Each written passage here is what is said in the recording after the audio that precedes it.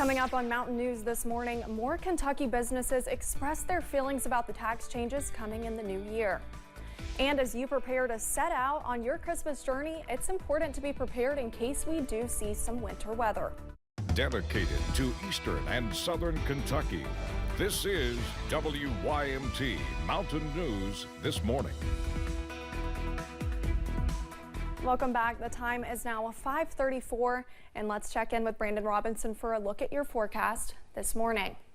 Good morning once again, Brandon. Good morning. And the forecast, not terrible today. It's a little bit on the chilly side, but it's overall, a lot better than yesterday. Exactly. It is a lot better than yesterday. What a difference a day makes. Let's take a look at the Pikeville camera over on US 119, US 23 near Pikeville Commons. A little bit of traffic out there this morning. People moving around here at this early hour. As we see, again, not too much going on. Temperatures, sensors out this morning, which is kind of strange. But again, we've got some online, or most are online. We're seeing upper 30s and low 40s out there. Hot spot is 42 in Manchester, cold spot 34 over in Wise. Statewide, well, we're all in the 30s except for Ashland and Charleston, at least on this map there. They're both at 40. Looks like the cold spots out toward Owensboro and Carbondale, Illinois, both at 31. Day planner today, it's going to warm up just a little bit, about 42 for us today. It will be breezy, so it may be feeling colder at times than the actual air temperature. Olivia? Thank you, Brandon. A Supreme Court ruling on a controversial bill was decided yesterday. The state's highest courts ruled House Bill 563 is unconstitutional.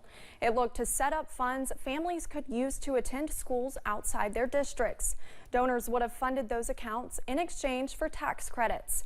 Julia Sandor talked to those for and against the decision. The controversial school choice law, House Bill 563, was just ruled unconstitutional by the Kentucky Supreme Court. For the Kentucky Education Association, this is a win that President of KEA, Eddie Campbell, says will keep public tax dollars for public goods. The legislature has a responsibility of creating and maintaining an efficient system of common schools, of public schools here across the Commonwealth. And this is not just a victory for our public schools, but for the 690,000 plus students all across the Commonwealth that go to our public schools. But those who are for the bill feel differently. Andrew Vandiver, president of EdChoice Kentucky, says they've done a lot of polling, and they found that 70% of Kentuckians support school choice, which is one reason he was disappointed in the Supreme Court ruling. This was an opportunity to invest in students regardless of the school that works best for them. And every single state that's ever considered a school choice program like this has upheld it. So now after today, our students are going to be at a unique disadvantage compared to students in other states. Opponents of the bill say that it would have diverted tax dollars to private schools, but those for the bill say donors would be the ones funding those accounts. Both sides say they want to provide students the best education possible across the state. In Lexington, Julia Sandor, WKYT. Governor Andy Beshear shared he was in agreement with the decision on social media, saying the Kentucky Constitution is clear. And Attorney General Daniel Cameron shared the opposite viewing, saying he was disappointed and sad about the Supreme Court decision. Tax changes are coming to Kentucky in the new year. The new law creates taxes for 35 different services, including parking and utilities. New taxes will also apply to body modification services like tattoos and piercings. Artists at the To the Grave in Lexington worry the higher price tag might scare away customers and cut down on tips. I know a lot of us around here, we rely heavily on our cash tips, just like anybody else, like servers and things like that. That's how we get lunch and stuff, and gas in the car each week kind of thing. So it's a little scary. The new law is part of a broader strategy to cut the state income tax. AAA predicts about 113 million Americans will journey 50 miles or more this holiday season. Out of every 3 Kentuckians is projected to travel from December 23rd through January 2nd. Reportedly, about 93% of those travelers will use their personal car. AAA expects the end of the 2022 holiday season to look more like it did pre-pandemic. While many are considering driving, AAA has a few tips to help with possible winter weather in the forecast. before you head out, make sure your vehicle, you're taking one that's been well maintained. Check those tires, check the tire pressure, check the tire tread. Make sure that your battery is good functioning. Batteries that are about 3 years, they start to be pretty iffy. It might be time for a replacement, so you want to get that checked before you head out. And of course, make sure that all your fluid levels are topped off. AAA's biggest suggestion is that if you are planning to hit the road this holiday season, make sure to get an early start.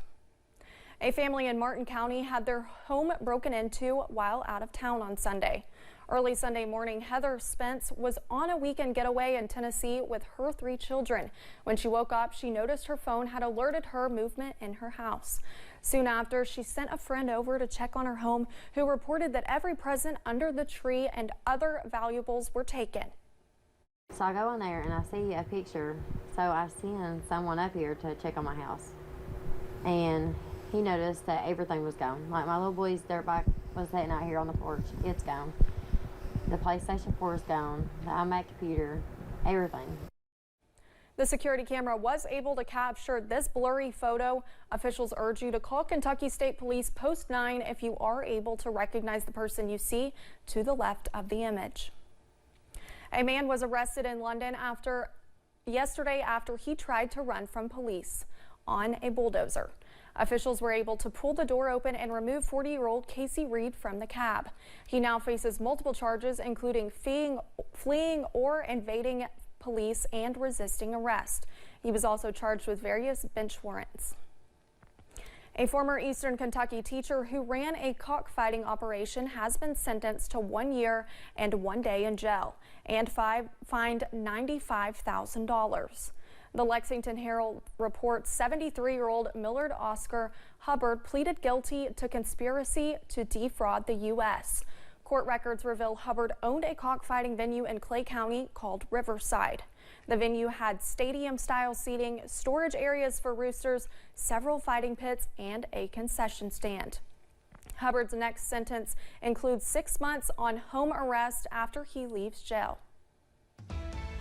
Just ahead this morning, a man who attacked a famous comedian during one of his shows learned just how much time he must face in jail.